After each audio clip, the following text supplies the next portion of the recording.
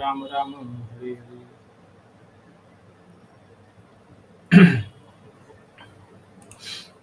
ओम नमो भगवते वासुदेवाय। ओम नमो भगवते वासुदेवाय। ओम नमो भगवते वासुदेवाय। मदेक बंधो मत संगिना मद्गुरो मन महाधना मनुष्यतारका मद भाग्य मद आनंद नमोस्तुते। नारायणं नमस्कृत्यं नरं चैव नरोत्तमं देवीं सरस्वतीं व्यासं ततो जयमुदीरयेत्। नष्टप्रायेषु अभद्रेषु नित्यं भागवत सेवया भगवती उत्तमा श्लोके भक्तिर्भवति नैष्टिकी। मुखं करोति वाचालं पङ्गुं लङ्घयते गिरिं यत्कृपातमहं वन्दे परमानन्दमाधवम्। कृष्णाय वासुदेवाय देवकीनन्दनाय च नन्दगोपकुमाराय गोविन्दाय नमो नमः। नमः पंकजनाभाय नमः पंकजमालिने नमः पंकजनेत्राय नमस्ते पंकजांग्रे। श्रीमद्भागवतम की जय, श्री रूपादि की जय, श्री राधा माधव की जय। एक सेकंड। ओके। हरे कृष्णा। सभी भक्तों का आज की कक्षा में स्वागत है। हम श्रीमद्भागवतम के प्रथम स्कंद के दूसरे अध्याय, जिसका शीर्षक है हृदय में भगवान का अध्ययन कर रहे हैं। और हमने इस अध्याय में इस पिछले सप्ताह या पिछले दिनों में जो पढ़ा वो था कि किस तरह से अष्टांग योग होता है, उसके बारे में कुछ बताया। फिर हमने अष्ट चक्र के बारे में, षट चक्र के बारे में पढ़ा लास्ट कुछ दिनों में। और अब हम जो पढ़ रहे थे वो है कि जब, जिसको क्रम मुक्ति बोलते हैं, यानी कि जब कोई योगी भगवत धाम वापस जा रहा होता है, उसको मुक्ति मिलती है, तो उसके मार्ग में क्या क्या पड़ाव आते हैं। तो ये अध्याय, ये आगे के श्लोक हमें उसके बारे में बताएंगे। और उसके बाद अंत में हम अभी हम 24वें श्लोक से पढ़ेंगे और उसके बाद फिर आगे ये अध्याय संपूर्ण होने से पहले भक्ति की महिमा आएगी पुनः। तो जो भक्त पढ़ना चाहते हैं अपने हैंड रेज कर सकते हैं।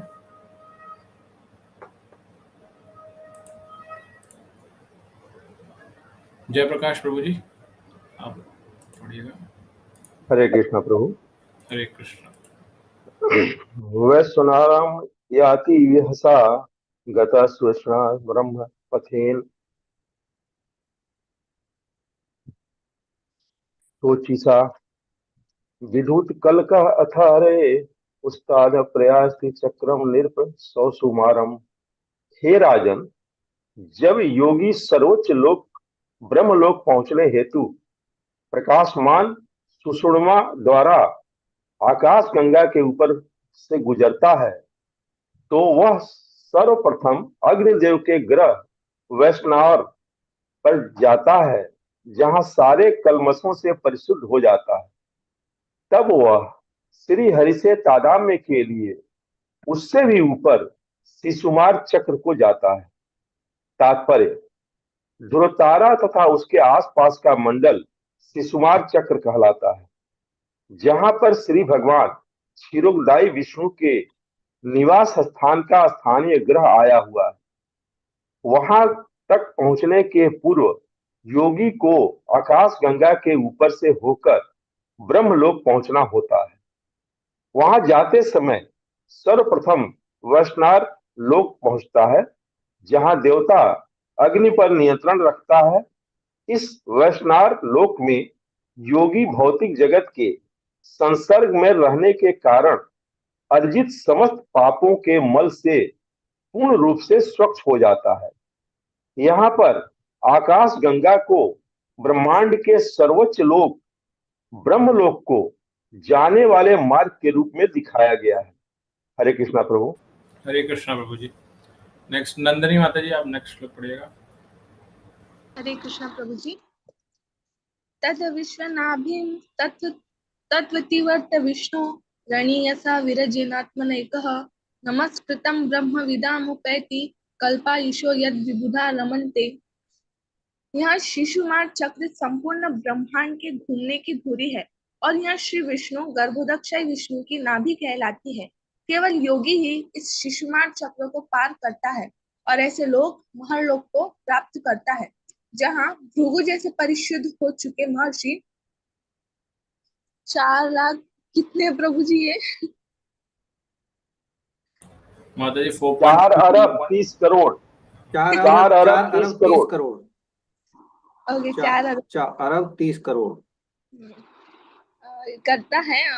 अब 100 वर्षों की आयु भोगते हैं। यह लोग उन संतों द्वारा भी पूजित है जो अध्यात्म पद को प्राप्त है। ये भी पढ़ लो प्रभु जी। नेक्स्ट भी पढ़िए माता जी। अथो अनन्तस्य मुखानलेन दन्दह्यमानं स निरीक्ष्य विश्वं निर्याति सिद्धेश्वर युष्टधिष्णयं यद् वैपरार्ध्यं तदु पारमेष्ठ्यम्। संपूर्ण ब्रह्मांड के अंतिम संहार के समय ब्रह्मा के जीवन के अंत में अनंत के मुख से ब्रह्मांड के नीचे से अग्नि की ज्वाला फूट निकलती है। योगी ब्रह्मांड के समस्त लोगों को भस्म होकर राख होते हुए देखता है और वह शुद्धात्माओं द्वारा प्रयुक्त होने वाले वायुयानों द्वारा सत्यलोक हेतु प्रस्थान करता है। सत्यलोक में जीवन की अवधि 2 परार्ध अर्थात एक नील 54 अरब 80 करोड़ सौर वर्ष की अनुमानित की जाती है। तात्पर्य, यहाँ यह संकेत किया गया है कि महर्लोक जहाँ शुद्ध आत्माओं या देवताओं की आयु 4 अरब सौर वर्ष अनुमानित की जाती है, वहां के निवासियों के पास वायुयान होते हैं जिनसे वे ब्रह्मांड के सर्वोच्च लोक सत्यलोक में पहुंचते हैं। दूसरे शब्दों में श्रीमद् भागवतम हमें अन्य लोकों के विषय में अनेक संकेत देता है जो हमसे बहुत ही दूर है और जिन तक काल्पनिक वेग से भी अधिक गति वाले आधुनिक यान तथा अंतरिक्ष यान नहीं पहुंच सकते। श्रीमद् भागवतम के इन कथनों को श्रीधर स्वामी रामानुजाचार्य तथा वल्लभाचार्य जैसे महान आचार्यों ने स्वीकार किया है। भगवान श्री चैतन्य महाप्रभु तो श्रीमद् भागवतम को निर्मल वैदिक प्रमाण के रूप में मानते हैं। अतएव कोई भी विचारवान व्यक्ति श्रीमद् भागवतम के कथनों की अवहेलना नहीं कर सकता, जबकि इसके प्रवचनकर्ता स्वरूप सिद्धि व्यक्ति श्रील सुखदेव गोस्वामी हैं, जो समस्त वैदिक साहित्य के संकलन करता अपने पिता श्रील व्यासदेव के पदचिन्हों का अनुसरण करने वाले हैं। श्री भगवान की इस सृष्टि में ऐसी अनेक आश्चर्यजनक वस्तुएं हैं जिन्हें हम अपनी आंखों से सदैव देखते रहते हैं, किंतु आधुनिक भौतिकवादी विज्ञान द्वारा उन तक पहुंचने में अक्षम रहते आए हैं। अतएव हमें वैज्ञानिक परिधि से परे की वस्तुओं को जानने हेतु भौतिकवादी विज्ञान के खंडित प्रमाण पर निर्भर नहीं रहना चाहिए। सामान्य व्यक्ति को आधुनिक विज्ञान तथा वैदिक विद्या दोनों ही केवल स्वीकार कर लेना पड़ता है, क्योंकि वह न तो आधुनिक विज्ञान की न ही वैदिक साहित्य के एक भी कथन की जांच कर सकता है। सामान्य व्यक्ति के सामने एक ही विकल्प रह जाता है कि या तो वह इनमें से किसी एक पर विश्वास करे या दोनों पर करे, किंतु समझने की वैदिक विधि अधिक प्रामाणिक है, क्योंकि उसे उन आचार्यों ने स्वीकार किया है जो न केवल श्रद्धालु एवं विद्वान व्यक्ति है, अपितु मुक्त व्यक्ति भी है तथा बद्ध जीवों के समस्त दोषों से रहित है। आधुनिक विज्ञानी तो ऐसे बद्ध जीव है जो अनेक त्रुटियां कर सकते हैं। अतएव उत्तम यही होगा कि श्रीमद् भागवतम जैसे वैदिक ग्रंथों के प्रामाणिक वचन को स्वीकार किया जाए, जिसे महान आचार्यों ने एक स्वर से स्वीकार किया है। हरे कृष्णा माता जी, धन्यवाद। तो हम आगे बढ़ने से पहले अभी तक की चर्चा करते हैं। इसके आगे और भी चर्चा है, लेकिन कैसे मार्ग में आगे क्या क्या आता है, लेकिन हम अभी तक की चर्चा करते हैं। तो हमने अभी देखा कि जब जीव जा रहा होता है मुक्ति के मार्ग पे, तो उसके मार्ग में सबसे पहले उसको आकाश गंगा क्रॉस करनी पड़ती है। आकाश गंगा जैसे हम जिसको अंग्रेजी में शायद मिल्की वे भी बोलते हैं, जो है जिसको हम जानते हैं, एक क्या बोलेंगे उसको, गैलेक्सी को, मिल्की गैलेक्सी। तो उसको क्रॉस करना पड़ता है, लेकिन उसके आगे की हमें ज्ञान नहीं है। उसके आगे ज्ञान के लिए बताया तो सबसे पहले स्टॉप आता है उस योगी के लिए वैश्वानर लोक। वैश्वानर लोक किसका लोक है? वो अग्निदेव का लोक है। वो वहाँ पे अग्निदेव निवास करते हैं।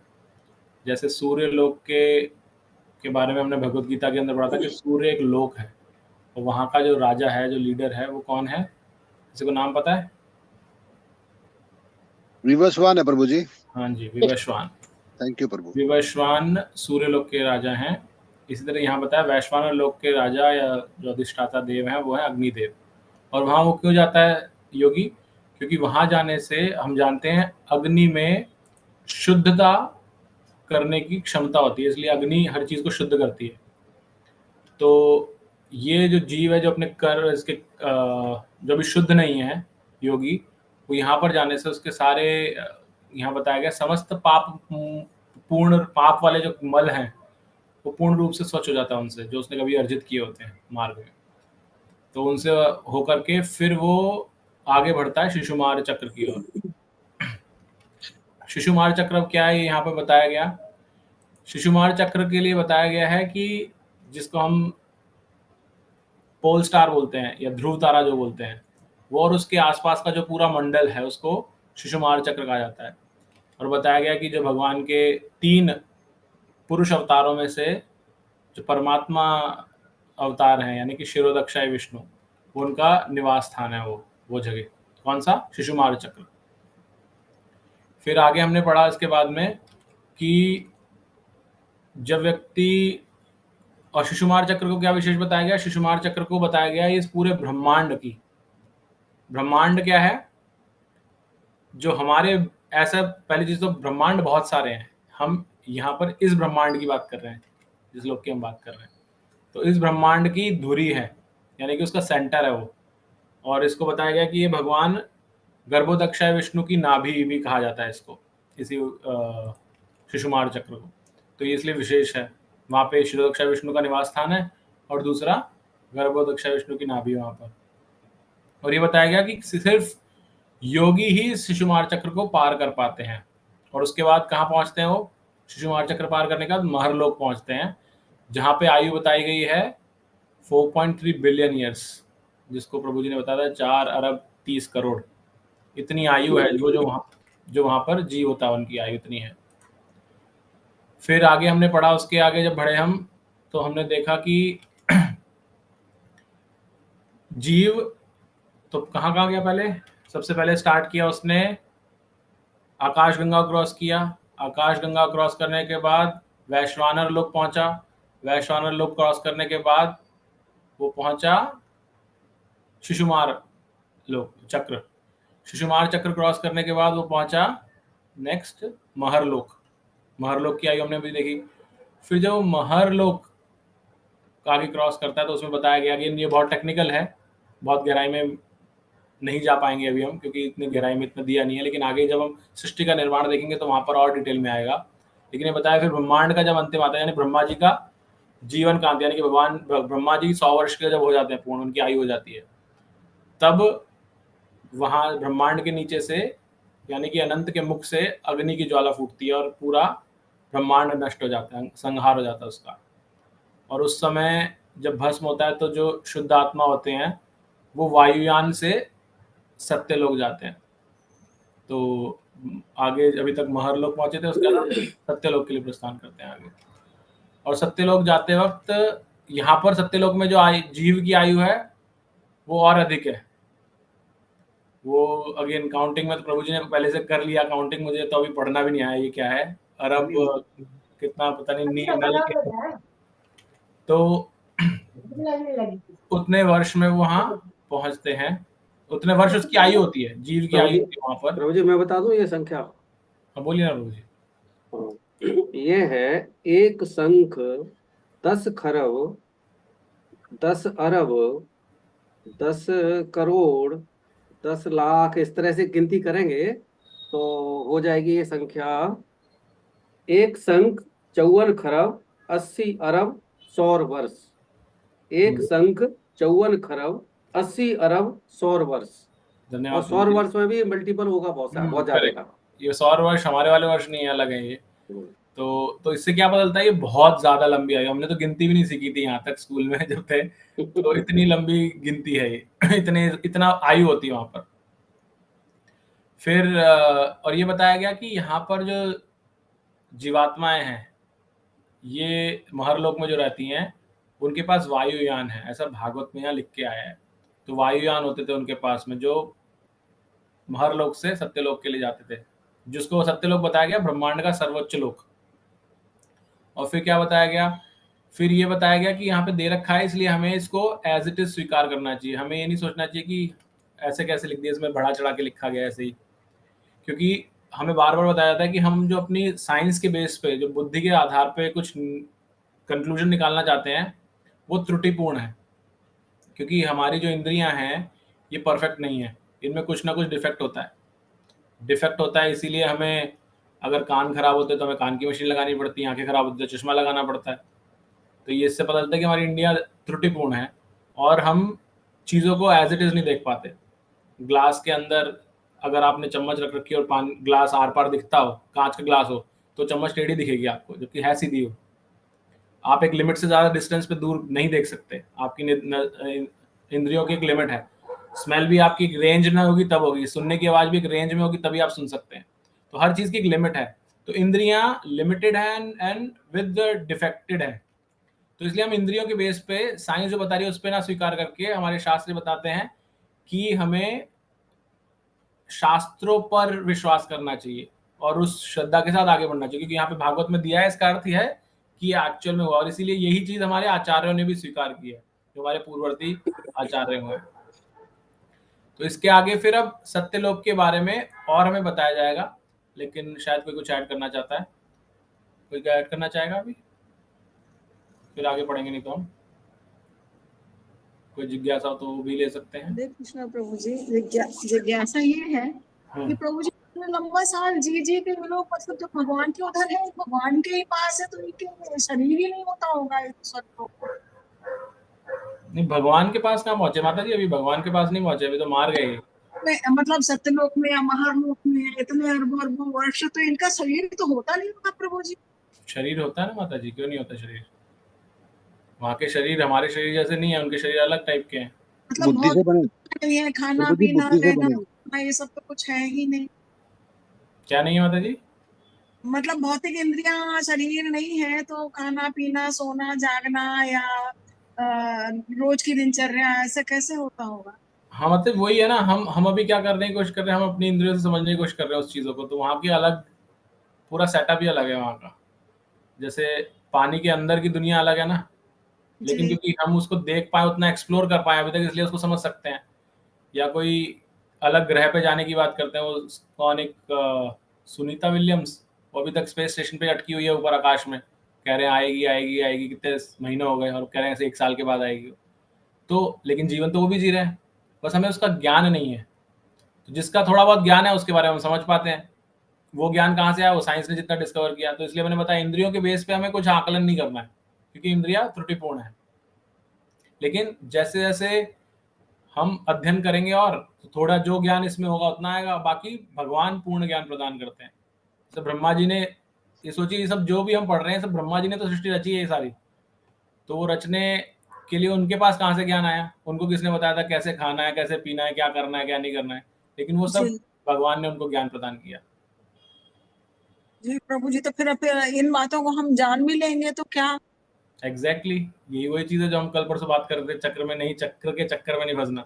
ये भी वैसे ही है, ये हमें मिल रहा है ज्ञान, लेकिन इसके प्रति अट्रैक्ट बहुत ज्यादा नहीं होना। जस्ट हमें पता चल रहा है कि हाँ ऐसा है, राइट। जैसे अगर आप मान लीजिए, हमने पहले भी इस पर चर्चा की है कि अभी 7:24 हो रहे हैं, मान लीजिए 7:45 पे आपकी ट्रेन है जी और आपके घर से 1 किलोमीटर दूर है स्टेशन, और अगर आप जा रहे हैं चल करके या जी स्कूटी पे जा रहे हैं और मार्ग में बहुत अच्छा सुंदर मार्केट पड़ता है या खाने पीने की दुकान पड़ती हैं, बहुत ऐसी चीजें मिलती है, तो आपको उन सब चीजों के प्रति अट्रैक्ट नहीं होना। आपको पता है बस कि हाँ ये मार्ग सही है, मैं इसी मार्ग से, यही हमेशा इस मार्ग से जाते तो यहीं से है।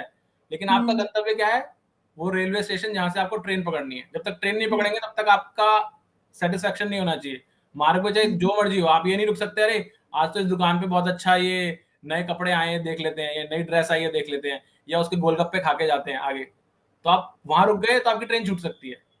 तो जी ये हमें शास्त्र सिर्फ बता रहे हैं क्या पड़ता है रास्ते में, ताकि हमें पता रहे क्या है मार्ग में, लेकिन उनके प्रति आसक्त नहीं होना है। जी ठीक जी, है, धन्यवाद प्रभु, धन्यवाद हरे प्लीज, कृष्ण। धन्यवाद प्रभु जी, हरे कृष्ण। प्रभु जी एक बात बोल दूं? हाँ बोलिए ना प्रभु जी। प्रभु जी एक्चुअली ये इससे ये मालूम पड़ता है जो ये प्रभु जी ने बताया अभी कि वो शंख और नील और अरब और खरब, इतना लंबा शरीर जाके वहां पे बुद्धि का मिलेगा, इतना लंबा समय जाएगा, तो बेहतर है कि वो अंत काले से माँ में वो कर लो यहाँ रहते रहते। प्रभु जी अभी तो इसमें और गुणा होना है। ये तो सौर वर्ष है, सौर वर्ष। सामान्य वर्ष बनाने के लिए फिर लाखों का फिर गुणा करना पड़ेगा इसी में। हाँ तो वहां जाए नहीं प्रभु, मकसद ये है कि वहां जाओ मत भाई, उसकी इच्छा ही मत करो, गए तो अटक जाओगे, पता नहीं कितना अटके रहोगे। हरे बिल्कुल कृष्णा। बिल्कुल सत्य प्रभु जी, सत्य। करेक्ट, हरे धन्यवाद। चलिए आगे बढ़ते हैं। तो नेक्स्ट पढ़ने के लिए हरे कृष्णा प्रभु जी। यस माता जी, हरे कृष्णा। जैसे ये प्रभु जी बता रहे हैं, तो जो भक्त लोग हैं, जो सिद्ध लोग हो जाते हैं, फिर उनको इन लोकों में से नहीं गुजरना पड़ता, वो सीधे ऊपर पहुंच जाते हैं यस वो लोक में। माता जी अभी मतलब इस कॉन्टेक्स्ट में तो अभी आया नहीं जो हम पढ़ रहे हैं, लेकिन जो हमें सुना है उसमें तो ये है कि वो उनको इनमें चक्रों में नहीं पढ़ना पड़ता, सीधे भगवत धाम जाते हैं। तो इन चक्रों में कौन पड़ते हैं? जो भक्ति में नहीं लगे होते, जो योगी हैं, जो योग साधना कर रहे हैं। अच्छा, योगी। क्योंकि ये हायर प्लैनेट्स है ना, नॉर्मल आदमी तो नहीं जा सकता ऊपरी लोकों में, क्योंकि उनके पास विशेष सिद्धियां, हमने जैसे कल पढ़ा था, सिद्धियां आती हैं, इस तरह की शक्तियां आ जाती हैं। तो ये सिर्फ जब आप मनुष्य से हायर स्पीशीज में जाएंगे, अलग हायर योनियों में जाएंगे, है वो 84 लाख योनियों का ही भाग है वो भी, लेकिन अच्छा, वो ऊपरी ऊपरी योनियां है। प्रभु जी, हाँ प्रभु हरि जी। बोल। यस प्रभु जी पता नहीं सबको मालूम रहेगा, पूना में एक ऐसी जगह है जहाँ पे सह शरीर एक डिवोटी भगवत धाम गए डायरेक्टली। पूना में यहाँ है एक देहू में। देहू ना। यस प्रभु जी, you may be knowing. Tukaram Maharaj. Tukaram हमारे तो खुद गए हैं, तो सामने हमारे प्रूफ है कि उनका नाम लिखते लिखते सीधे ही गए, उनमें इसमें घूमना ही नहीं पड़ा। ये जो सातवें नाल है, ये जो नीचे से 14 जो भुवन है, इसमें से निकल के वो सीधा मैटर है, वो उधर का रास्ता अलग है, वो इसमें निकल के वो भगवान जी ने अरेंजमेंट कर दिया उनका, और तुकाराम जी सीधे ही चले गए। तो मेरे सामने दिख रहा है, तो हम उतने तुकाराम जी से है नहीं, लेकिन भगवान की यदि इच्छा हुई तो क्या पता हमारा जुगाड़ बैठ जाए प्रभु। करेक्ट। हरे कृष्णा प्रभु। हरे कृष्ण प्रभु जी। मीराबाई भी सशरीर गई थी, श्री कृष्ण की मूर्ति में समा गई थी। तो फिर तो वो भजन कीर्तन इतना, अष्टांग योग इतना, ब्रह्मलोक सत्यलोक हर वैश्वानर झेलने की अपेक्षा सीधा वहीं चला जाए केवल नाम के माध्यम से। हरे कृष्णा प्रभु जी ने उतना जप करो। हरे कृष्णा प्रभु जी, दंडवत प्रणाम। वो सीधा जाने के लिए तुकाराम जी की तरह उतना जप करो, उतना नाम लो, तो तभी जा सकेंगे ना। उसमें गृहस्थी नहीं थी, उन्होंने दुनिया भर का काम नहीं किया, ऊपर ऊपर से किया संसार का जी। अंदर से तो 24 घंटे उनका मन जो भगवान में लगा रहा। यस। आप में से मैंने बताया भी, आप में से अगर कुछ भक्त कभी पूना के आसपास जाएं तो देहू अवश्य जाएं, वहाँ पे समय बिताएं, वहाँ पे जो भक्तगण हैं उनसे कथा सुने, तुकाराम महाराज की बहुत सुंदर कथाएं हैं। तो आपको भक्त के जीवन चरित्र के बारे में वहाँ पर जब साक्षात होंगे, वैसे तो पुस्तक में भी पढ़ सकते हैं, लेकिन वहाँ होंगे तो और उसके बाद उनकी कथा श्रवण करेंगे तो उसका ज्यादा लाभ मिलेगा। तुकाराम जी के बारे में एक बार नाम बताएं एक एक करके प्लीज। हाँ जी, पहले कुसुमलता माता जी बोलिए। नाम बताएं फिर से। एक सेकंड माता जी। मैं पूछ रही थी कि जो तुकाराम थे संत, वो कह रहे हैं सशरीर चले गए थे, तो सशरीर कैसे चले गए? मतलब शरीर ही गायब हो गया था उनका? नहीं, वो विमान आया था उनको लेने के लिए। और प्रभु मटीरियल बॉडी में ही गए, मटीरियल बॉडी में ही गए माता जी, मटीरियल बॉडी। भौतिक शरीर था, भगवान चाहे तो भौतिक को भी आध्यात्मिक बना सकते हैं, आध्यात्मिक को भौतिक बना सकते हैं, और भगवान के लिए वो उन्हीं की तो एनर्जी है। उसी एनर्जी से हम लोग इलेक्ट्रिसिटी से हम लोग यूज करते हैं हमारा कूलर, और उसी से रेफ्रिजरेटर, और उसी से हीटर।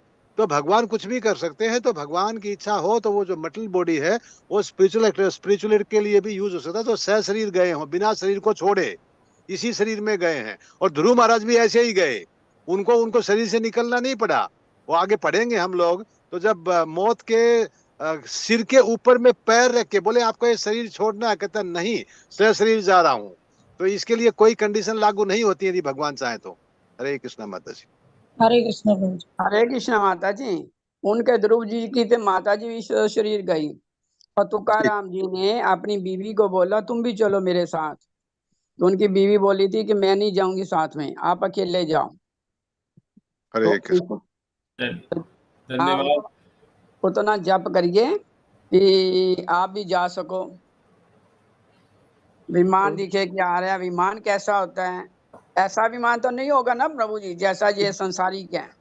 वो तो गोल गोल होता है ना, वो तो गोल होता है, उसमें बैठते हैं, ऐसा लंबा नहीं होता। माता जी इसकी डिस्क्रिप्शन अभी आई नहीं है और मैं कभी गया नहीं इसमें, तो मुझे पता नहीं था चीजें। नहीं, अनुभव तो कर सकते हैं ना हम कि उसको तो विमान आएगी, डिस्क्रिप्शन आएगी तब आगे आने वाली है, आगे आने वाली है, आगे पढ़ेंगे उसके हाँ, बाद। आगे आने वाली है। हरे क्योंकि कृष्ण। लंबा नहीं है, वो गोल है।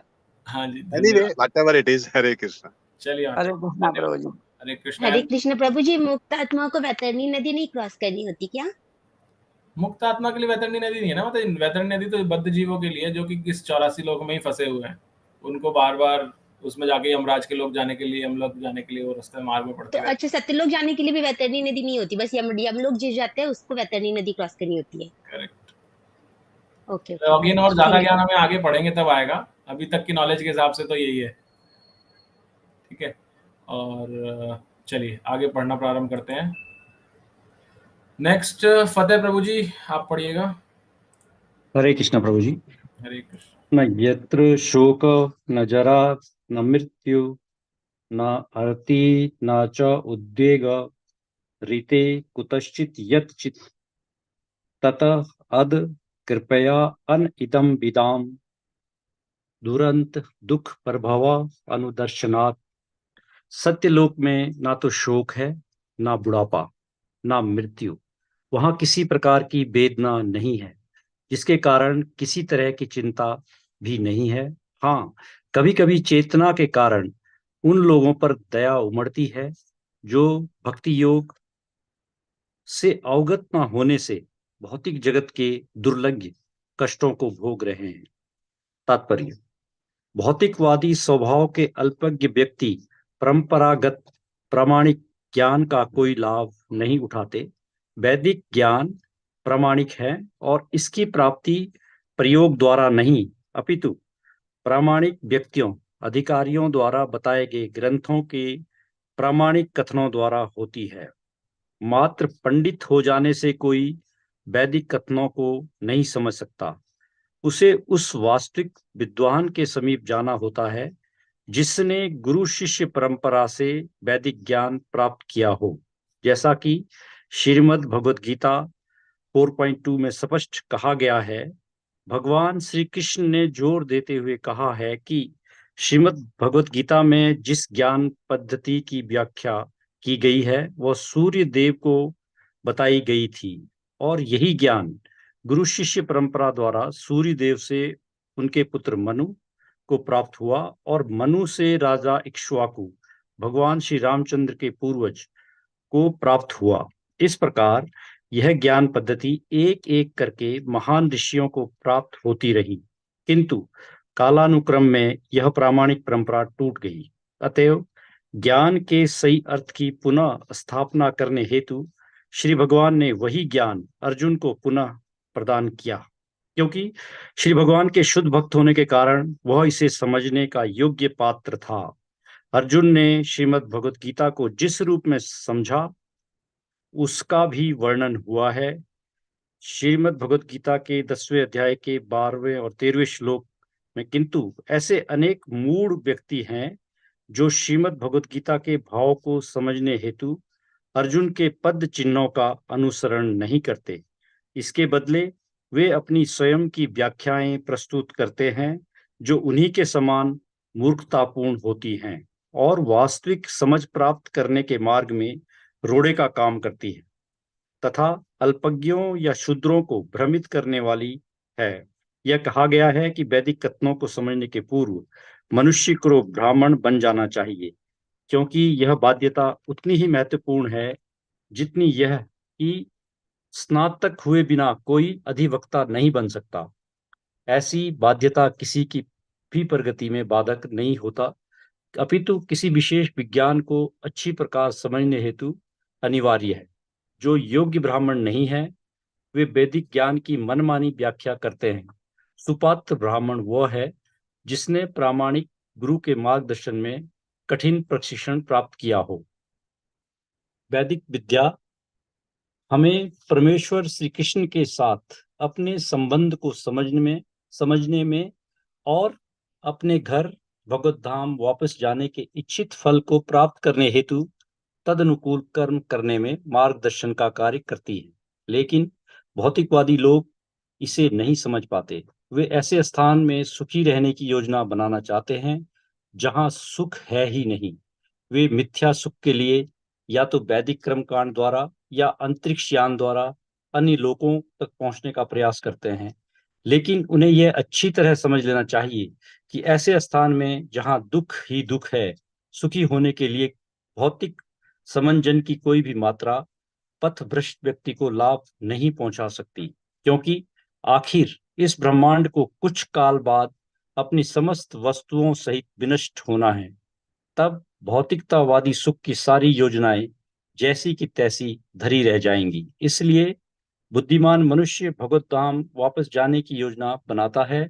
ऐसा बुद्धिमान व्यक्ति भौतिक अस्तित्व के सभी तापों, जन्म, मृत्यु, जरा तथा व्याधि को पार कर जाता है। वह वास्तव में इसलिए सुखी रहता है क्योंकि उसे संसार की एक भी चिंता नहीं सताती, अपितु वह दयालु होने के कारण उन भौतिकवादी लोगों के लिए दुखी रहता है जो कष्ट भोग रहे हैं। और इस प्रकार वह कभी कभी ऐसे लोगों को भगवत धाम वापस जाने की आवश्यकता का उपदेश देने हेतु उनके समक्ष आता है। सारे प्रामाणिक आचार्य भगवत धाम वापस जाने की सत्यता का उपदेश देते हैं। हरे कृष्णा। और लोगों को सचेत करते रहते हैं कि ऐसे स्थान में सुख खोजने की कोई योजनाएं ना बनाएं जहां सुख कोरी कल्पना है। हरे कृष्णा प्रभु जी। हरे कृष्णा प्रभु जी।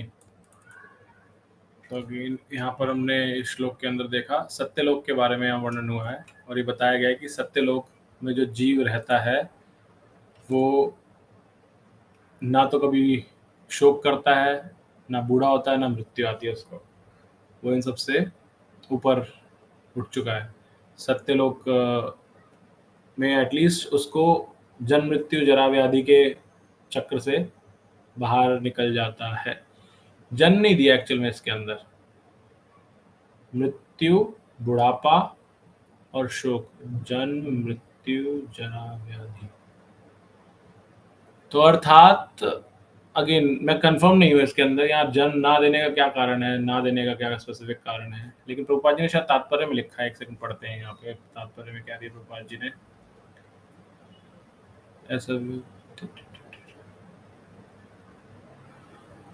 अगेन अगर किसी को पता हो, नहीं तो मैं मालूम करके बताऊंगा। सत्यलोक में खैर हाँ, उसको सत्यलोक में जन्म तो नहीं मिलेगा अगर हम देखें तो, क्योंकि सत्यलोक में आप अपग्रेड करते हुए जाते हैं। वहाँ पर डायरेक्ट वहाँ जन्म नहीं ले रहे आप।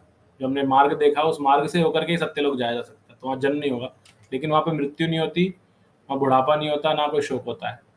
लेकिन वहाँ पर जो जीव रह रहा है वो बाकी लोगों को देख करके कि उनको कितना कष्ट चल रहा है भौतिक जगत के अंदर, उस कष्ट को, भोगते कष्ट को देख करके वो उनके प्रति दया भाव रखते हैं। तो प्रभुपाद जी बताते हैं कि जब हम अभी चर्चा कर रहे थे पिछले श्लोक के अंदर कि वैदिक ज्ञान को हम अपनी इस बुद्धि से कभी नहीं समझ सकते कि हम सोचे कि हमारे समझ में आएगा फिर हम उसको एक्सेप्ट करेंगे। ऐसा अगर हम सोच रखते हैं तो गलत है। वैदिक ज्ञान को समझने का तरीका है कि जो प्रमाणिक व्यक्ति और अधिकारियों द्वारा ग्रंथों में दिया गया है वो प्रमाणिक कथन, उनको एज इट इज एक्सेप्ट करना, क्योंकि ये सब ज्ञान हमारे से बहुत अलग है, बहुत ऊपर है। इसे परलौकिक ज्ञान बोला गया है, तो हम नहीं समझ सकते उस चीज़ को, लेकिन हम एक्सेप्ट कर सकते हैं। ये कैसे है? जैसे हम जब छोटे होते हैं तो क्लास में टीचर हमें बताती है ए है और ए बनाती है, हम उसे समझ नहीं सकते, उसको एज इट इज एक्सेप्ट करते हैं। और जब एक्सेप्ट करते हैं एज इट इज, तब हम अंग्रेजी में अपने नाम लिखना सीखते हैं, सेंटेंस लिखना सीखते हैं, और फिर पैराग्राफ। ऐसे हिंदी में भी यही चीज़ है। तो किसी की चीज़ के लिए हमको पहले उसको एज इट इज एक्सेप्ट करना पड़ता है, उस पर क्वेश्चनिंग नहीं करती ऐसे कैसे हो गया, और ये कैसे, ए की शेप ऐसे क्यों बनी है, या अ ऐसे क्यों लिखा जाता है, उसको ई की तरह क्यों नहीं लिखते। हम उस पर क्वेश्चनिंग नहीं करते, उसको एज इट इज एक्सेप्ट करते हैं, उसके बाद उसकी पूरी श्रृंखला शुरू होती है। ऐसे वैदिक ज्ञान को भी हमें एज इट इज एक्सेप्ट करना, जो हमारे शास्त्रों में, प्रमाणिक शास्त्रों में, प्रामाणिक अधिकारियों के द्वारा लिखा गया है। तो जब हम ऐसा करते हैं तब समझ में आता है। लेकिन फिर साथ में प्रभुपाद जी बताते हैं कि इन प्रमाणिक कथनों को हम ऐसे भी नहीं समझ सकते डायरेक्टली कि लिखा हुआ उसको पढ़ा और समझ गए। उसके लिए हमें एक वास्तविक विद्वान व्यक्ति चाहिए जो स्वयं गुरु शिष्य परंपरा से आ रहा हो। क्योंकि सिर्फ शास्त्रों को पढ़ करके, जैसे इस भौतिक जगत में हमने पहले भी चर्चा की है, इस भौतिक जगत के अंदर हम सिर्फ पुस्तक पढ़ करके ना हम वकील बनते हैं ना डॉक्टर बनते हैं। हमने चर्चा की है पहले भी कि अगर कोई आपसे बोले कि आपको कोई बहुत बड़ी दिक्कत हो गई है और आप डॉक्टर के पास जाएं और डॉक्टर बोले कि हाँ मैंने किताबें पढ़ के डॉक्टरी की डिग्री ली है, मैंने कहीं स्कूल कॉलेज में नहीं गया, किसी गुरु के पास में जाके मैंने सीखा नहीं है, तो क्या आप उससे ट्रीटमेंट लेंगे? आप सोचेंगे 2 बार कि इसके पास जाना है। अन्यथा मतलब कोई जनरली नहीं लेगा, मैं तो नहीं लूंगा ऐसे व्यक्ति के पास जो कहीं एक प्रॉपर प्रमाणिक तरीके से उसने सीखा नहीं है उस चीज को। तो यही चीज यहाँ बताई गई। और ये परंपरा जो है, प्रमाणिक परंपरा, उसके लिए बताया गया कि वो गुरु शिष्य परंपरा, जैसे भगवान ने भगवत गीता के अंदर 4थे अध्याय के अंदर दूसरा श्लोक बताया, एवं परंपरा प्राप्तम एवं राजर्षयो विदु। तो भगवान ने बताते हैं कि जो ये परंपरा है ये एक प्रॉपर जो ज्ञान है परंपरा के द्वारा मिलता है। जैसे यहाँ पे बताया भी गया है कि सबसे पहले भगवान ने ज्ञान सूर्य देव को, जो अभी हम बात करते थे विवस्वान, उनको दिया, उन्होंने अपने पुत्र मनु को दिया, मनु ने इक्ष्वाकु को दिया। तो ये ज्ञान ऐसे परंपरा में आता गया धीरे धीरे नीचे। और फिर छन्न भिन्न जब हुआ तो भगवान ने वापस से अर्जुन को वो ज्ञान दिया, और अर्जुन के मूड में ही इस ज्ञान को समझा जा सकता है। अर्जुन का मूड क्या है? एक भक्त का प्लस साथ में भगवान का मित्र का, यानी कि हितैषी का, मतलब एटलीस्ट पॉजिटिव भाव रखने का भगवान के प्रति। तो ये इसमें ही स्वीकार किया जाता है। जो लेकिन जो ये नहीं रखता वो क्या करते हैं? वो अपनी व्याख्याएं बनाते हैं। और जब वो अपनी व्याख्या बनाते हैं, इसलिए आप देखेंगे भगवत गीता के बारे में बहुत सारी टीकाएं लिखी हुई हैं अलग अलग। वो टीकाएं में सबने अपना अपना लिखा है। एक किसी व्यक्ति ने लिख दिया माई गीता, कि गीता मेरी है, ये मैंने अपने हिसाब से इसके अर्थ लिखे हैं। तो ऐसे को पढ़ करके हम सिर्फ कल्पनाओं को पढ़ते रहेंगे और हम एक्चुअल जो ज्ञान है, हम भगवान को एज इट इज भगवान स्वीकार नहीं कर पाएंगे। गीता की कुछ और ही अलग व्याख्याएं समझ जाएंगे उससे। तो ये बताया गया है कि वैदिक ज्ञान को समझने से के लिए हमें ब्राह्मण की योग्यता एक्वायर करनी आवश्यक है। और ये कैसे है ब्राह्मण की योग्यता? पहले ब्राह्मण कुल नहीं बोला, ब्राह्मण की योग्यता बोली है। ब्राह्मण की योग्यता का अर्थ क्या है? गुण और कर्म से आप ब्राह्मण बनने चाहिए। ब्राह्मण का जो हम एक जो 3 गुण है उसमें से बताया जाता है कि सत्व गुणी होता है ब्राह्मण। तो सत्व गुणी हमें धीरे धीरे बनना चाहिए, प्लस उसकी तरह कर्म करना चाहिए, स्वाध्याय करना चाहिए, गुरु के सानिध्य में रहना चाहिए, उनकी सेवा करनी चाहिए। तो जब हम ये करते हैं तब हम, और ये क्यों बताया, जैसे अगर किसी को पीएचडी करनी है तो पीएचडी के लिए जरूरी है कि एटलीस्ट उसने कहीं से किसी सब्जेक्ट में मास्टर्स किया, और मास्टर के लिए जरूरी है। बैचलर करना, बैचलर की जरूरी है उसने 12th तक पढ़ाई की हो। तो ये उसके लिए अनिवार्यता है ना उसको करने के लिए। तो उसी तरह से ये अनिवार्यता है कि उसको, तभी वो उस ज्ञान को समझ सकता है, अन्यथा उसको समझ में नहीं आएगा और वो अर्थ का अनर्थ करेगा और फिर वो गलत परंपरा सेट कर देगा। तो ये यहाँ बताई गई है। फिर अंत में हमने देखा कि भगवान के साथ जो वैदिक विद्या है वो हमें क्या बताती है, हम कौन है, भगवान कौन है, और हमारा भगवान से संबंध क्या है, और हम कहाँ से आए हैं, हम वापस से भगवान के पास कैसे जा सकते हैं। तो ये वैदिक विद्या का मेन उद्देश्य है, हमें ये मार्ग बताना। और फिर हमने देखा कि किस तरह से जब कोई व्यक्ति इस ज्ञान को प्राप्त कर लेता है तो वो ये समझ जाता है कि भौतिक ज्ञान इसके सामने कुछ नहीं है। क्योंकि भौतिक ज्ञान से सिर्फ आप जो सुख की खोज कर रहे हो वो क्षणिक है, और वो क्षण जरूरी नहीं है हमारे क्षण की गणना में हो। वो क्षण इतना भी हो सकता है जो हम यहाँ पढ़ रहे थे अभी, महर लोग, इन लोगों की जो अवधि है, जो हम बोलना भी नहीं जानते, लेकिन वो भी अवधि तो है। हमें यहाँ बैठ के ज्यादा लग रही है अवधि। आप सोचिए, एक पतंगा, बरसात के टाइम पे पतंगा प्रकट होता है, राइट, वो पैदा होता है, उसकी आयु कितनी है? सिर्फ रात रात की है, इतनी आयु है उसकी। तो उस आयु के अंदर वो क्या गेन कर रहा है वो पतंगा? तो अगर वो अपनी आयु से हमारी आयु देखेगा तो उसको भी ऐसे लगेगा ये तो बहुत लंबी आयु जीते हैं, तो मनुष्य तो बहुत लंबी आयु जीता है। तो ऐसे ही हम उस पतंगे की तरह इस पूरे ब्रह्मांड की दृष्टि में जब आयु को देखते हैं तो हमें लगता है अरे बहुत ज्यादा बड़ी आयु है, लेकिन क्या हमें अपनी आयु बड़ी लगती है? नहीं लगती किसी को भी, वो और ज्यादा जीना चाहता है। इसी तरह से जो महरलोक की यहाँ आयु दी गई है वो भी छोटी है, क्योंकि एटलीस्ट अंत में वो भी नष्ट होती है, वो भी जो जीव वहां रह रहा है वो भी नष्ट होगी, आयु क्षीण होगी वो भी। तो इसलिए बताया गया कि भौतिक ज्ञान जो है, ये भौतिक सुख जो है, ये सब ऐसे का ऐसा रखा रह जाता है। इसलिए जो वैदिक ज्ञान है उसी को एक्वायर करना चाहिए, हमें उसी को प्राप्त करना चाहिए, जिससे हम भगवत धाम वापस जा सकें, जो यहाँ पर चर्चा हुई है। किसी को कुछ ऐड करना है, कोई जिज्ञासा? हरे कृष्णा प्रभु जी। यस प्रभु जी, हरे कृष्णा। हम लोग सादा जो ब्रह्मा जी का दिन और रात है उसकी गणना में ही चक्कर खा जाते हैं। तो बाकी गणना करना तो बड़े भारी चीज है। यस, बिल्कुल बिल्कुल। भगवत गीता का जब हम 15वां अध्याय 8वां अध्याय पढ़ते हैं तो उसमें आती भगवान ब्रह्मा जी की आयु आती है इतने 100 वर्ष, और फिर उसकी गणना दी गई है, तो वो भी बहुत ज्यादा है, लेकिन वो भी एक लिमिट है, उसके बाद उनको भी वो पदवी छोड़नी पड़ती है। ठीक है, और कोई अगर नहीं है जिज्ञासा? कृष्णा प्रभु जी, दंडवत प्रणाम।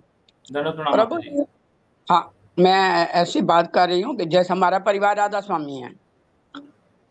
हाँ, राधा स्वामी सुना ना आपने? तो हम ब्यास जाते थे, उनका बड़ा जैसे आपका मायापुर है, उनका ब्यास में है, पंजाब में। तो उन्होंने वहां सत्यलोक बनाया हुआ था। मतलब जैसे हमारे में एक कैलेंडर आता है ना, नीचे से लेके ब्रह्मा तक, फिर ब्रह्मा से गोलोक तक, ऐसे उनका पूरा चिड़ियों में सत्यलोक बना हुआ था। हम छोटे छोटे थे तो अपनी माँ के साथ जाते थे, तो ऊपर जाकर सत्यलोक देखते थे। मतलब कि वो लोग सत्यलोक तक जाते हैं, यानी कि आध्यात्मिक जितने लोग होते हैं, तो वो आध्यात्मिक लोग अपने सत्यलोक, मतलब सत्यलोक तक जाते हैं। निराकार वाले जो निराकार मायावादी, ये सत्यलोक तक जाते हैं, फिर वहां से वो वापस आते ही होंगे। तो माता जी, यही जो हमने अभी पिछले भी श्लोक पढ़े थे उसमें ये बताया गया था कि भगवान की जो सबसे विशेष अनुभूति है जो भगवान हमें देते हैं, वो हम इस जगत में खोज रहे हैं। आप इस क्लास में क्यों आए हैं? मैं इस क्लास में, मुझे प्रभुपाद जी के गुरु भक्ति सिद्धांत सरस्वती गोस्वामी जी मेरे सपने में आए थे। तब मैं इस्कॉन के बारे में इतना ही जानती थी। मैं चैतन्य महाप्रभु जी की किताबें पढ़ती थी, उड़ीसा में रहती थी। तो उड़ीसा में जब कोई आता था तो उनको छोड़ने जाती थी, तो स्टेशन से वो किताब 5 रुपए की आती थी। तो मैं वो बुक्स लेके आई चैतन्य महाप्रभु की, वो पढ़ती थी तो रोती रहती थी। पता नहीं क्यों मुझे रोना बहुत आता था तब पढ़ के। तो अभी मैंने गलती की, वो किसी को ऐसे दे दी किताबें, पर मुझे देनी नहीं चाहिए थी। मैं क्या वही भक्त बन जाए। तो वो भक्ति सिद्धांत सरस्वती मेरे सपने में आई। फिर जब मैं इंदौर में ट्रांसफर मारी हुई, तो हमारे घर में भगवान कृष्ण जी के कपड़े पैदा होने वाले बच्चे को पहनाए जाते हैं। तो मैं कृष्ण जी का मंदिर ढूंढते ढूंढते, बहुत जंगल में है इंदौर का मंदिर, अभी तो बन गया, पहले बहुत जंगल था।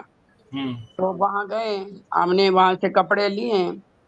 फिर अभी जो मेरे गुरु जी मामन दास प्रभु जी, वो पहले प्रेसिडेंट थे वृंदावन के। हाँ, नहीं माता जी, सॉरी आपको काटने के लिए। मेरा प्रश्न था कि आप इस कक्षा में क्यों हैं, सिर्फ क्यों का उत्तर दीजिए। मतलब कक्षा में? अच्छा, मैं कक्षा में समझी इस्कॉन में किस नहीं, नहीं, इस कक्षा में आज अब इस समय क्यों आए, बाकी सब क्यों आए हैं इस कक्षा में? हाँ, कक्षा में इसलिए आई हूँ कि मुझे श्रीमद् भागवत बहुत अच्छी लगती है, पर मैंने समझी नहीं, पढ़ी मैंने 7-8 बार है। भागवत अच्छी लगने का क्या क्या ढूंढ रहे हैं भागवत में? अभी मैं अपने आप को समझ रही हूँ, आपके द्वारा समझ रही हूँ। पढ़ी तो मैंने बहुत बार, सुनी भी बहुत बार, पर मुझे इतनी समझ नहीं आई। जैसे सत्यलोक का भी पता चला, एकदम मेरा दिमाग वहां गया, अरे सत्यलोक तो उन्होंने भी बनाया हुआ था। नहीं माता जी, उसी का जवाब देना चाह रहा हूँ मैं कि आप या जो भी व्यक्ति इस क्लास में भी आया है, उसके पीछे वही एक रीजन है जो कि हम जो भी इस जीवन में कार्य करते हैं उसमें जुड़ा होता है। आप खाना बनाती हैं, आप अपने बेटे को खाना बना के देते हैं, क्यों देते हैं, क्या मिलता है उससे? आप उसमें बीचे बीचे कुछ कुछ अलग अलग रीजन दे सकते हैं। उसकी हेल्थ अच्छी रहेगी, वो अच्छा रहेगा, उसकी तबीयत ठीक रहेगी, उससे क्या होगा? जब आप क्यों क्यों करते जाएंगे ना, तो आप एक जड़ में पहुंचेंगे। और हर चीज जो भी हम इस जीवन में कर रहे हैं उसकी जड़ है, हम सब आनंद खोज रहे हैं। ये आपने सबने, कई लोगों ने कोर्स भी किया होगा जिसको बोलते हैं आनंद की खोज, राइट? तो हम सब वो आनंद खोज रहे हैं। इस कक्षा में आने का कारण भी यही है। वो ज्ञान हो सकता है कि हम ये जानना चाह रहे हैं, अच्छा आपको सत्यलोक पता चला, लेकिन उससे क्या मिला? आपको क्या मिला? एक छोटा सा लघु आनंद मिला, राइट? आपको बचपन की यादें आ गई, हम वहां जाते थे। तो ये ऐसे हर किसी को कुछ ना कुछ आनंद मिल रहा है। तो एक्चुअल में हम वो परम आनंद खोज रहे हैं। क्यों खोज रहे हैं? क्योंकि हम जिसके अंश हैं, श्री कृष्ण, हाँ, उस जैसे तक पहुंचना है। सोने की खान में से जो सोने का क्या बोलते हैं पीस निकलता है, और एक अंगूठी जो उसी में से अंगूठी बनती है, उनका गुण सेम होता है। वो 100% प्योर जो गोल्ड होगा वो सेम, दोनों में सेम मिलेगा, क्योंकि हम भगवान के अंश हैं, और भगवान का गुण क्या है? सत्य, चित और आनंद। आनंद इसमें सबसे बड़ा है, तो हम उसको ढूंढ रहे हैं। तो हाँ, वो भी मिलेगा। जो व्यक्ति सतलोक जाता है, सत्यलोक बोला गया है, इसलिए भगवान का गुण क्या? सच्चित आनंद। तो उसको सत, जो सत्य यानी इटर्नल, कभी नहीं मरता, वो जीवन जीवित रहेगा। तो यहाँ पे बताया भी कि वो बूढ़ा भी नहीं होता, मृत्यु भी नहीं होती, तो सत उसके अंदर आ जाता है। उसको पिछले श्लोकों में हमने पढ़ा था तात्पर्य में, प्रभुपाद जी बताते हैं सत और चित्त तो मिल जाता है, लेकिन आनंद नहीं मिलता जो हम खोज रहे हैं। और प्रभुपाद जी अपनी पुस्तकों में भी कई बार बता चुके हैं, ऐसा व्यक्ति, क्योंकि उसे आनंद नहीं मिल रहा, लेकिन यहाँ में हमने पढ़ा कि वो बाकी जो दुखी लोग हैं उनके प्रति वो होता है कि ये बहुत दुखी है, उनका कैसे मदद करूं, तो वो फिर वहां से वापस नीचे भी आ जाता है, क्योंकि वो आनंद खोज रहा, आनंद मिल नहीं रहा, और वहां देख रहा है नीचे कि लोग बड़े परेशान हैं, तो वो उस मार्ग को खोजते हुए नीचे वापस आ जाता है। और फिर वो भगवान की कृपा मिलती है तो सहम आत्मा से दुर्लभा बन जाता है, कि जब वासुदेवम सर्वमिति से समझ में आती है, तो फिर तब वो भगवान के धाम जब वापस जाता है, वहां पर उसको आनंद मिलता है, गोलोक वृंदावन में। तो कीपिंग शॉर्ट, जो आप बोल रहे हैं कि कुछ लोग सत्यलोक को सबसे बड़ा मानते हैं, यस मानते हैं, प्रभुपाद जी बताते हैं, निर्विशेषवादी वो ब्रह्म ज्योति को, सत्यलोक को सबसे ऊपर मानते हैं, लेकिन सत्यलोक पूर्ण नहीं है, उसके आगे की बहुत जर्नी है। सत्यलोक तक आपको इटर्निटी मिल गई कि जन्म नहीं लेना पड़ रहा, लेकिन या मृत्यु नहीं आ रही है, लेकिन आनंद नहीं मिला, जो हमारा विशेष खोज है जिसकी। इसलिए किसी भी कोर्स में हम ये नहीं बोलते कि कैसे अमर होए, ये हमारा कोर्स नहीं है। हमारा जो इस्कॉन के जो स्टार्टिंग कोर्स होते हैं, फाउंडेशन कोर्स, उसमें ही बताते हैं आनंद की खोज, कि हम सब आनंद खोज रहे हैं, कैसे मिलेगा वो आनंद। ठीक है, हाँ जी, धन्यवाद। नहीं, बहुत धन्यवाद। मैंने भी आपको डिस्टर्ब कर दिया, क्योंकि एकदम मेरा ध्यान बचपन में चला गया। अरे हम तो वहां चढ़ जाते थे, आज पढ़ने से मुझे आया, नहीं तो इतनी बार पढ़ा समझ नहीं आया। बहुत बहुत धन्यवाद प्रभु जी। धन्यवाद। हरे कृष्णा। प्रभु जी। यस प्रभु जी। प्रभु जी, ये हमारा जो भी हम चर्चा चालू थी अभी, हमारा जो ये ब्रह्मांड है, ये एक नारियल के जैसा अपना चर्चा हुआ था पीछे। तो जैसे नारियल बिल्कुल अंधकार में रहता है, तो लेकिन उसके अंदर में ये 14 हमारे सिस्टम है, मतलब वो आधा भरा हुआ है, वहां भगवान लेटे हैं, पसीने से भरा हुआ सब कुछ है। तो ये जब सत्यलोक पर जो भी हम जा रहे हैं, ये इसी मटेरियल वर्ल्ड का हिस्सा है ना प्रभु जी? वो भी तो प्रभु जी सत्य। हाँ प्रभु जी। एक्चुअल में मैं इस स्टेज पर बहुत क्लियरली स्ट्रांगली आंसर नहीं दे सकता, और मैं गलत ज्ञान नहीं देना चाहता किसी को, राइट? तो मैं इस स्टेज पे आंसर नहीं कर पाऊंगा। मैं भी अपने वरिष्ठ भक्तों से पूछूंगा इसके बारे में जी, क्योंकि मैंने भी पहले पढ़ा यही था कि सत्यलोक तक इस ब्रह्मांड का ही भाग है सत्यलोक। उसके बाद ब्रह्मा जी भी तो इसी ब्रह्मांड का हिस्सा ना प्रभु जी? Correct correct correct. Satyalok is equal to Brahmalok. हाँ, सत्यलोक इज इक्वल टू ब्रह्मलोक, लेकिन ब्रह्मांड का भाग है। लेकिन मैं इस चीज का आंसर प्रॉपरली अभी नहीं दे पा रहा, क्योंकि मैंने ऐसी भी इसकी व्याख्या सुनी है। जब इसमें श्लोक में आया ना, सत्यलोक में कोई बुढ़ापा नहीं होता, कोई मृत्यु नहीं होती, तो ना मृत्यु होने का अर्थ, मतलब मुझे जो बताया गया था, अगेन मुझे कंफर्म करना उस चीज को, ये बताया गया था कि आयु इतनी लंबी है कि उसको अमरता से कनेक्ट कोरिलेट किया गया है, बट वो अमर नहीं है, बट कोरिलेट किया गया कि इतनी लंबी, इतनी ज्यादा लंबी है ऐसे। जी प्रभु जी। अगेन इसको कंफर्म करूंगा मैं बाद में। यस प्रभु, थैंक यू प्रभु। हरे कृष्ण। प्रभु जी, लेकिन वो श्लोका तो आते हैं ना, आप ब्रह्म भुवना लोका पुनरावर्तिनो अर्जुना। तो उसमें भगवान उसमें यही तो बोल रहे हैं कि ब्रह्म लोक से लेके जो पाताल लोक है वहां तक, जो इनसे वापस आपका पुनर्जन्म आते जाते रहते हैं, आते जाते रहते हैं। करेक्ट। ब्रह्मलोक तक वापसी के लोग हैं, ब्रह्मलोक तक वापसी आना पड़ता है। हाँ, लेकिन यहाँ पे जो श्लोक आया था ना, इस श्लोक में की कॉन्टेक्स्ट में बात कर रहे हैं कि यहाँ बताया गया, क्या लाइन बोलिए फर्स्ट लाइन, सत्यलोक में ना तो शोक होता, ना बुढ़ापा, ना मृत्यु, ये दिया हुआ है। तो उसको कैसे समझा जाए, उसकी बात चल रही है। हरे कृष्ण प्रभु जी। ब्रह्मा जी को तो जब आप देखते हैं तो बूढ़े ही नजर आते हैं, तो इसका मतलब बुढ़ापा तो है। हाँ, मतलब जो फोटो देखी है हमने उसके हिसाब से बोल रहे हैं आप। हरे कृष्ण प्रभु जी। यस, हरे कृष्ण। बैकुंठ लोक तो सबसे ऊपर है, मतलब जो भगवान को प्रिय है, या बैकुंठ में भगवान रहते, तो क्या सत्यलोक से ऊपर है बैकुंठ, या बैकुंठ बीच में है कहीं? बहुत ऊपर है माता जी, बीच में कैसे होगा? तो बहुत ऊपर है उससे, सत्यलोक तो बहुत नीचे है। सत्यलोक से माता जी आवाज कट रही है आपकी, क्या कह रहे हैं? हरे कृष्ण प्रभु जी, तो सत्यलोक से ऊपर तो कुछ भी नहीं है। ये आपसे किसने कहा? हरि बोल। यस प्रभु जी, अरे ये जो सारी चर्चा हम कर रहे हैं ये सिर्फ नारियल के अंदर की चर्चा है, नारियल से बाहर तो लाइट है ही। वहां पे तो भाई फिर पूरा ब्रह्म ज्योति है, ब्रह्म ज्योति के अंदर में ये छोटा सा पोर्शन एक नारियल, उस नारियल के अंदर में हम सब लोग फंसे हुए हैं एक्चुअली। तो हमारी चर्चा अभी नारियल तक ही गई है प्रभु। तो ये माता जी कह रही है उनका जो प्रश्न है कि उसके ऊपर कुछ भी नहीं है, तो वो सत्य लोक के नारियल से बाहर कुछ सोच ही नहीं पा रहे हैं। वो जो 14 जो हमारे बताए कि 7 नीचे और 7 ऊपर जो लोक हैं वो सिर्फ मटेरियल वर्ल्ड का हिस्सा है प्रभु जी। उसके बाहर तो फिर लाखों करोड़ों ऐसे नारियल हैं जो अलग अलग लोक हैं, जिसके अंदर में यही जन्म मृत्यु बीमारी बुढ़ापा सब में चलता रहता है एक्चुअली। और उसके बाद तो ना तद भाष्यते सूर्यो न शशांक न पावक तद धाम परमम माम। तो भगवान जो बात करे तो वहां पे वो है ही नहीं, कुछ लाइट फाइट का चक्कर ही नहीं है, सब अंधेरा है। अंधेरा सिर्फ इसी नारियल में ही है एक्चुअली। तो वहां पे जाके रियल में जो वैकुंठ है, जो वैकुंठ लोक है, वो तो उसी व्योम में है, वो मटेरियल वर्ल्ड में नहीं है प्रभु। करेक्ट। तो जो माता जी पूछ रही हैं कि जो सत्यलोक है दैट इज एक्चुअली ये सब मटेरियल वर्ल्ड के हिस्सा है, वो उसके बाहर ही सब कुछ। तो वैकुंठ धाम तो उससे बाहर है एक्चुअली, फ्रैंकली से। करेक्ट। हरे कृष्णा प्रभु, हरे कृष्ण। ये प्रभु जी कल्पना से परे है। बिल्कुल कल्पना करना ही नहीं माता जी। जी प्रभु जी, हरे कृष्णा, धन्यवाद प्रभु जी। हरे कृष्णा। ओके, और अगर किसी की जिज्ञासा नहीं है तो 3 मिनट बचे, हम नेक्स्ट तो नहीं पढ़ पाएंगे। प्रभु जी, यस हरे कृष्णा माता जी।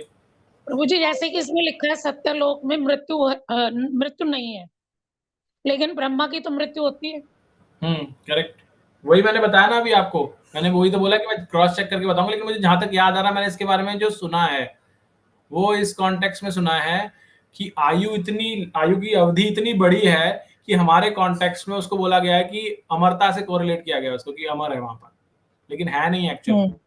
तो इसको जस्ट उपमा के रूप में कि इतनी आयु है कि आप उसको गिन ही नहीं सकते, एक तरह से वो अमर ही है, लेकिन अमर यहाँ पर नहीं है। मतलब हाँ बोलिए प्रभु जी। प्रैक्टिकल समझने के लिए एक छोटा सा एग्जाम्पल मैंने आज ही सुना सुबह एक क्लास में। तो वो ये बता रहे हैं कि आज से 150 साल पहले आप इस बात का अंदाजा लगा सकते नहीं थे कि कश्मीर में रह के आप कन्याकुमारी में किसी आदमी से बात कर सकते हैं 1 मिनट में। ये प्रैक्टिकली 150 साल पहले, 100 साल पहले किसी को मालूम नहीं था कि यदि उसको कन्याकुमारी में कोई मैसेज भेजना, चिट्ठियां भी कम थी, तो उसको फिजिकली जाकर कोई आदमी भेजना पड़ेगा। लेकिन वो 100-150 साल के बाद की बात करते हैं। आज यदि हमको अमेरिका में भी फोन करना होता था, आज से 10 साल पहले, 20 साल पहले, तो ट्रंक कॉल बुक करना पड़ता था। और आज के दिन आप इवन वीडियो कॉल करके सेकंडों में कर सकते हैं। तो ये वैसा ही जैसे उन लोगों के लिए था अकल्पनीय आज से 150 साल पहले, आजकल हमारे सामने हो रहा है ये। तो ये जो चीजें अंडरस्टैंडिंग है अकल्पनीय होना, वो सिर्फ हमारी छोटी बुद्धि है, हमेशा अपने पर्सपेक्टिव से सोचते हैं उसको। जैसे आपने एग्जांपल दिया वो कीट पतंगे का, जो कीट पतंगा है वो तो 4 घंटे में सब कुछ कर लेता, पैदा हो जाता है, जवान हो जाता है, शादी बाजी हो जाती है, स्कूल कॉलेज हो जाता है, 4 घंटे में बुढ़ा हो जाता है, मर जाता है, चला जाता है। वो 4 घंटे में सब कुछ कर लिया उसने। उसको कोई पता है कि ये जो अपना गौरव जगन्नाथ दास प्रभु जी है ना, ये 100 साल जीते, वो 4 घंटे गुणीले 24 घंटे, और वो इतना सब कुछ सोचे तो वो पागल हो जाएगा। सोचा ये ब्रह्मा जी जितनी लाइफ है उसके लिए देखा जाए तो, उस पर्सपेक्टिव से हम सोचते हैं। तो ये सारा जो अकल्पनीय लग रहा है, ये हमारी अपनी बुद्धि से लग रहा है। एक्चुअली ऐसे का ऐसा मान ले सीधे का सीधा कि ये 16 माला और 4 रेगुलेटिव प्रिंसिपल, इतना ही कर लो। प्रभुपाद बोले भाई इतना करोगे सफिशिएंट है, बाकी कृष्णा कॉन्शियस तो भक्तों के साथ में रहने से हो ही जाएगा सुबह से शाम तक। तो इतना सिंपल प्रभु जी, मैं थोड़ा ये बातें सुन के इतना कन्विंस हो गया हूँ कि इसमें हमारे हाथ में कुछ है नहीं। आप 16 माला करिए और फिर अपना काम करते रहिए, आंखों से दर्शन करिए, कान से सुनिए, नाक से सूंघिए, चढ़ावे तुलसी दल, और जीभ से प्रसाद पाइए, और जीभ से भगवान के बारे में बोलिए। कृष्ण प्राप्ति जीभ से होती है इस कोण में। प्रसाद खाइए और कृष्ण के बारे में बोलिए, बस इतना करेंगे तो बहुत हो गया। ज्यादा दिमाग लगाएंगे तो पागल हो जाएंगे। इतना सब कुछ है ये। इससे यही समझना है कि आसान तरीका बताया, 4 नियम का पालन करना और 16 माला करना, सबसे आसान तरीका। इससे आसान कुछ भी नहीं है। कृष्ण राधा आपके घर में आ जाते हैं, ये जब बोलते हो तो आप हरे कृष्णा, जैसे आज राधे साहब प्रभु क्लास में बोले थे, अरे हरे और कृष्णा का मतलब क्या भाई, दोनों साथ साथ में है।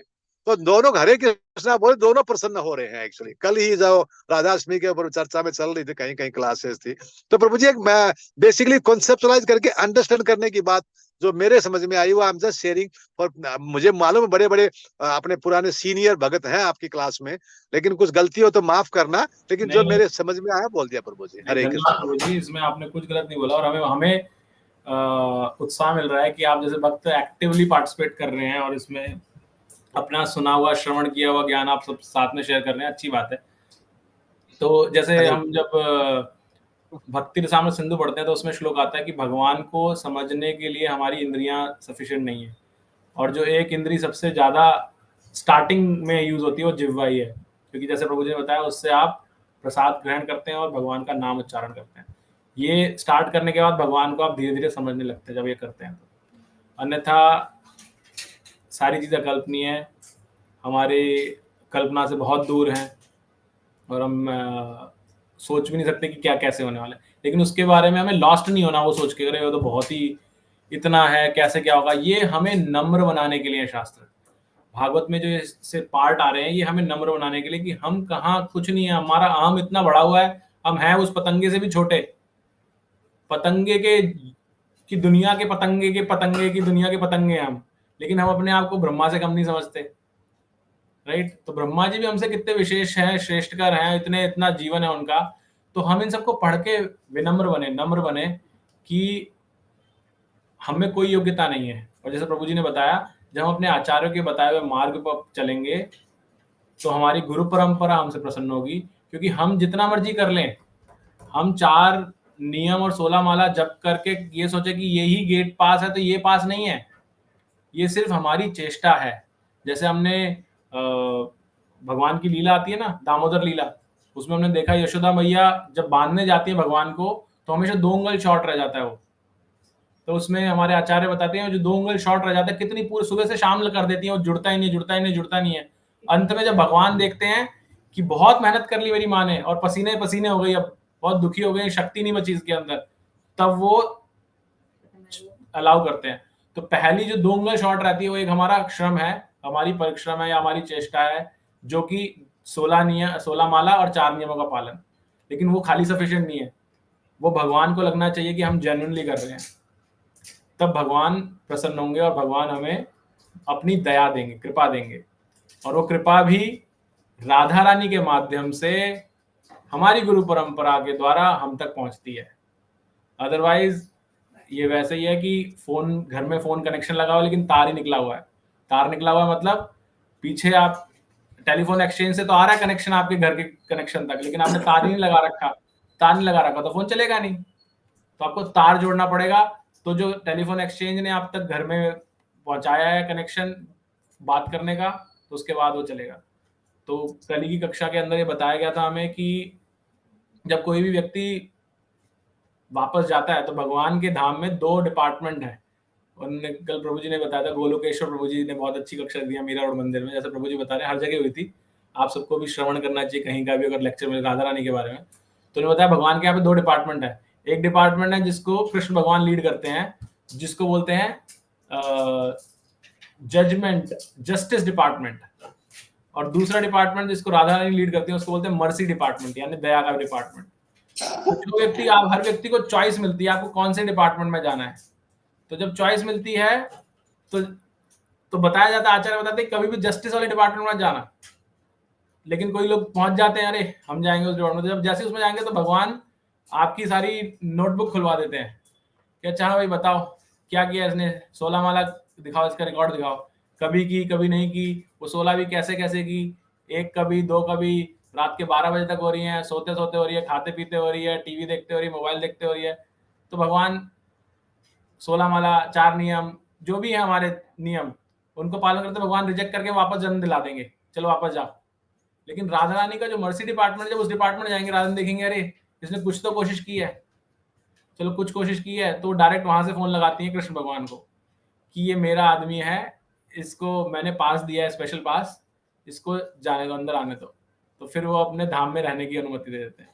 तो मर्सी डिपार्टमेंट राधा रानी का डिपार्टमेंट है, वो जब मर्सी देंगी तब कृष्ण भगवान हमें अलाउ करेंगे, और वो जो मर्सी देंगी वो आती है सबके लिए, लेकिन गुरु परंपरा से जुड़ना बहुत आवश्यक है, अन्यथा वो मर्सी हवा में रह जाएगी, आप तक नहीं पहुंचेगी। ठीक है, हरे कृष्णा प्रभु जी, दंडवत प्रणाम। दंडवत प्रणाम। हाँ प्रभु जी, एक जिज्ञासा थी मेरी। हाँ अभी कल परसों जो राधाष्टमी थी, तो जैसा सुना है पढ़ा कि राधा जी 6 महीने पहले आई और आंख बंद की रही, तेज के द्वारा आंख खुली, तो 7 महीने में राधा अष्टमी मतलब जन्म, राधा जी का भी जन्म उत्सव बता रहे हैं और कृष्ण का, तो वो थोड़ा अगर टाइम है तो थोड़ा सा एक्सप्लेन करेंगे। नहीं माता जी, मुझे भी नहीं पता जो आप बोल रहे हैं, मैंने इसका श्रवण ये भी नहीं श्रवण किया रिसेंटली। पहले कुछ सुना था इस तरीके का था, लेकिन मैंने श्रवण नहीं किया, तो मैं इस पे कुछ कमेंट नहीं कर पाऊंगा। ठीक है, हरे कृष्ण प्रभु जी, धन्यवाद। हरे कृष्ण प्रभु जी, एक 2 मिनट का बोल दूं? हाँ बोलिए ना प्रभु जी। प्रभु जी, ये हमारी जो क्वालिफिकेशन की जो चर्चा हो रही है ना, हम एटलास अपने आप को क्वालिफिकेशन समझने की कोशिश कर रहे हैं। राधानाथ स्वामी महाराज ने कल एक लेक्चर दिया, उन्हें 2 मिनट के अंदर में मतलब भागवतम का सार ऐसा बता दिया 2 मिनट के अंदर में। सिर्फ उन्होंने क्या बताया कि नारद जी ने एक बार यहाँ पे प्रयाग में एक ब्राह्मण बड़े अच्छा भगवान की भक्ति पूजा कर रहे थे, तो बड़ी प्रशंसा की उन्होंने, कहता रहे आप तो बहुत बड़े भगत हैं। वो बोलता नहीं नहीं, मैं बड़ा भगत नहीं हूँ, अरे मेरे से बड़े भगत तो, देन वो ही स्टार्टेड गिविंग एग्जांपल, मतलब उदाहरण देना शुरू किया कि मेरे से जो बड़े भगत हैं वो तो पांडव है। तो पांडवों के पास में जब नारद मुनि जाते हैं तो वो भी ये डिसाइड, वो बोलते हैं हम बड़े भगत नहीं है, हमसे बड़े भगत तो वो अपना जो इसमें यदु वंश वाले हैं। यदु वंश वाले बोलते हैं कि हम भी बड़े भगत नहीं है, वो सबसे बड़ा भगत तो उद्धव है। और उद्धव के बारे में जब उद्धव बोलता है कि भाई मैं बड़ा भगत नहीं हूं, मैं तो वृंदावन में गया तो सारी गोपियां मेरे से बेहतर है एक्चुअली।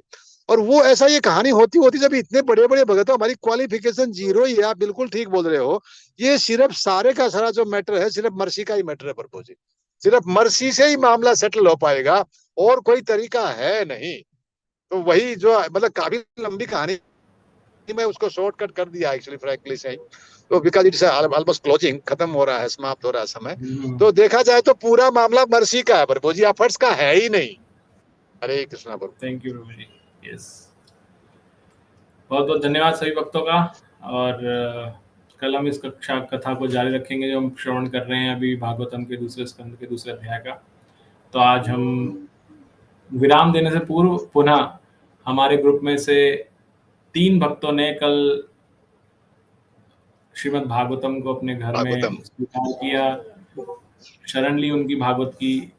उनमें हमारी 2 माताजी हैं, नंदिनी माता जी एंड हेमलता माता जी, एंड साथ में अनुपम प्रभु जी ने थोड़े दिन पहले बताया था, लेकिन उन्होंने कल शेयर किया, तो हम ऐसा मानते हैं कि वो भी राधाष्टमी के दिन ही उन्होंने स्वीकार किया। तो अनुपम प्रभु जी ने 3 भक्तों ने श्रीमद् भागवतम की शरण ग्रहण की है। हम बहुत प्रसन्न है, आनंदित है, क्योंकि हम ये अध्ययन, शास्त्र अध्ययन कर रहे हैं, उसका अर्थ ही ये है कि हम इस चीज को रियलाइज करें। ये फर्स्ट स्टेप है भगवान की कृपा पाने का, जो भी हम चर्चा कर रहे थे। कृपा पाने का फर्स्ट स्टेप है कि आप अपना स्टेप लें। 2 स्टेप लेने के लिए आप अपना एक स्टेप लेंगे तो भगवान दूसरा स्टेप लेंगे। भगवान दया तब करेंगे जब आप अपना स्टेप लेंगे। वो क्या है? भागवत को अपने घर इनवाइट करना, भगवान से प्रार्थना करना कि आप आइए हमारे घर। तो आप तीनों के लिए हम बहुत प्रसन्न हैं। हम सब मिलकर के आपके लिए हरे कृष्ण महामंत्र का उच्चारण करेंगे। हरे कृष्णा हरे कृष्णा कृष्णा कृष्णा हरे राम हरे हरे। और जो भक्त अभी तक नहीं ग्रहण कर पाए हैं, तो हम चाहते हैं कि आप भी, और कृपा भगवान से प्रार्थना करते हैं कि आप भी बहुत जल्दी भागवत की शरण ग्रहण कर पाएं। इसके लिए भगवान आपको ऐसी बुद्धि दें, ऐसा मन दें, ऐसी व्यवस्था करें।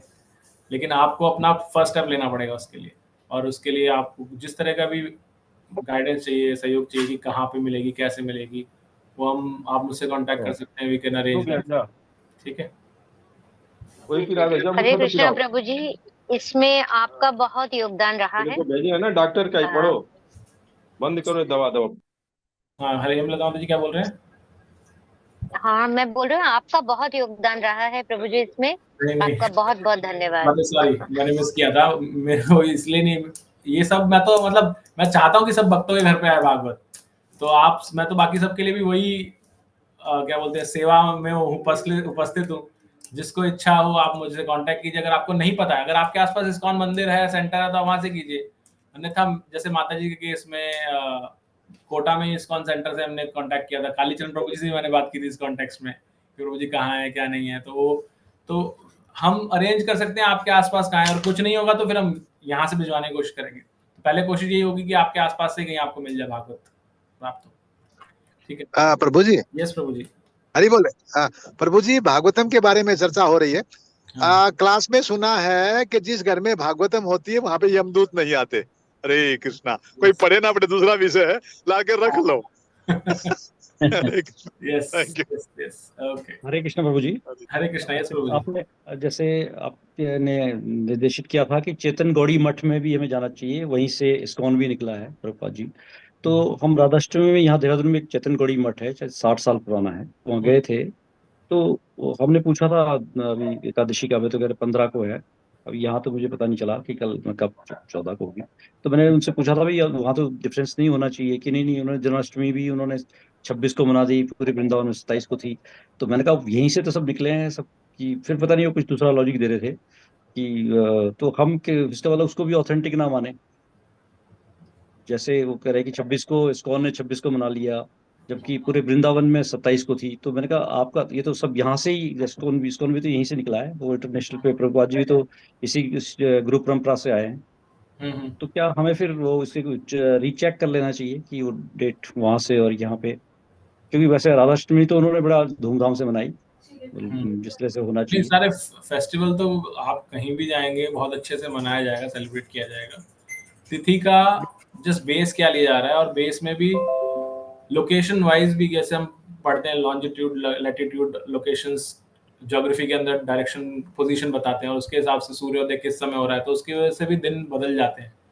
एंड कई बार ऐसी एकादशी भी आती है जो हम इस्कॉन में मनाते हैं, जिसमें क्योंकि सूर्योदय पूर्वी भारत में जैसे बंगाल की साइड में अलग टाइम पे हो रहा है वर्सेस वेस्टर्न भारत के अंदर, तो एक जोन पड़ जाता है जिसमें एक पार्ट में मनाई जाती है एक दिन और अगले पार्ट में मनाई जाती है अगले दिन, क्योंकि सूर्योदय का हिसाब किताब उसमें कैलकुलेशन अलग हो जाती है।